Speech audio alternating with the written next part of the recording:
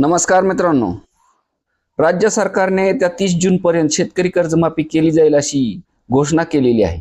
त्या दृष्टीने आता कामही चालू झाले आहे। अधिकाऱ्यांनी या कर्जमाफीसाठी पाऊल उचलायला सुरुवात केली असून शेतकऱ्यासाठी एक प्रकारे ही खुशखबर असल्याचेच बोलले जात आहे।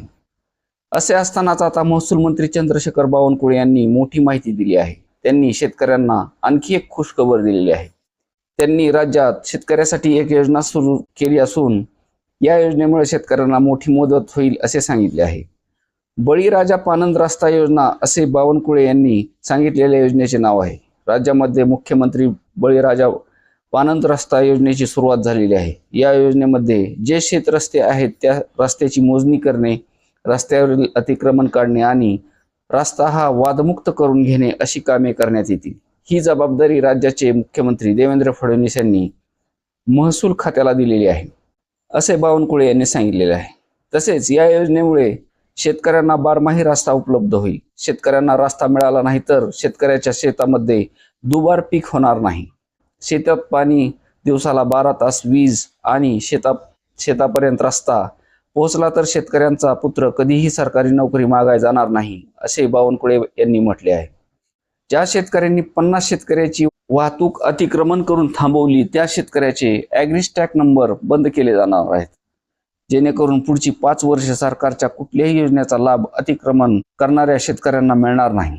त्यामुळे मोठ्या प्रमाणात रस्ते मोकळे करण्याची मोहीम सुरू झालेली आहे। 30 जून 2026 पर्यंत ही शेतकऱ्यांना कर्जमाफी होणार असून याबाबत ही मुख्यमंत्र्यांनी पत्रकार परिषद घेऊन सविस्तर माहिती दिलेली आहे।